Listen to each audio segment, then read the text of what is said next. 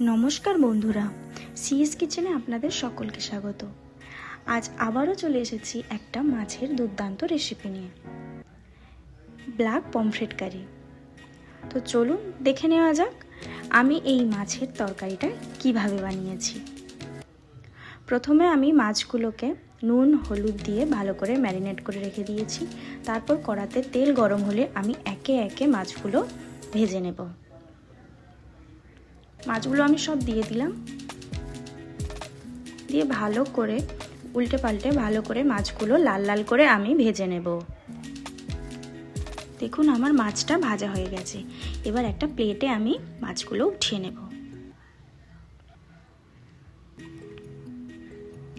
একে একে মাছগুলো আমি সব ভেজে নিলাম। এবার ওই একই কড়াতে আমি কেটে রাখা আলুগুলো দিয়ে আমি ভেজে নেব। একটু লবণ আর হলুদ দিয়ে আমি ভেজে নেব। আলুটা অপশনাল, স্কিপও করতে পারেন আপনাদের পছন্দ না হলে। এবার আমি ফোড়নে দিয়ে দিলাম শুকনো লঙ্কা আর গোটা গরম মশলা, দিয়ে আমি বেটে রাখা পেঁয়াজটা দিয়ে দিলাম। দিয়ে ভালো করে ভেজে পেঁয়াজটা এবার আমি অ্যাড করে দেব আদা রসুন বাটা। অ্যাড করে দিলাম। এবার আদা রসুনটা ভালো করে ভেজে নিতে হবে যতক্ষণ না কাঁচা গন্ধটা চলে যাচ্ছে। এরপর আমি কিছু গুঁড়ো মশলা অ্যাড করব। হলুদ গুঁড়ো দিয়ে দিলাম, রঙের জন্য দিয়ে দিলাম কাশ্মীরি লঙ্কার গুঁড়ো, আর ঝালের জন্য লঙ্কার গুঁড়ো, আর লবণ দিয়ে আমি ভালো করে এটাকে একটু ভেজে নেব। তারপর আমি এখানে অ্যাড করে দিলাম টমেটোর পেস্ট, দিয়ে ভালো করে এটাকে কষিয়ে নিতে হবে। টমেটোর কাঁচা গন্ধটা যেন না থাকে।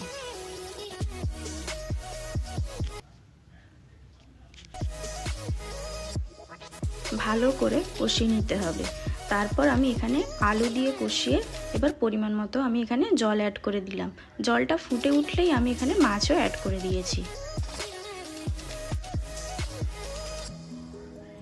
এর ওপর দিয়ে আমি কেটে রাখা ধনেপাতাগুলো দিয়ে দিলাম। ব্যাস, এখানে আমার মাছের তরকারি একদম রেডি। তো কেমন লাগলো অবশ্যই আমাকে একটা কমেন্ট করে জানাবেন। ভালো লাগলে একটা লাইক করবেন, আর আমার চ্যানেলটাকে সাবস্ক্রাইব করবেন যারা নতুন বন্ধু আছেন। সাবস্ক্রাইব করে পাশের বেল ঘন্টিটা বাজাতে একদম ভুলবেন না, যাতে করে আমি নতুন ভিডিও দিলেই আপনারা দেখতে পারেন। আমার পাশে থাকার জন্য ধন্যবাদ।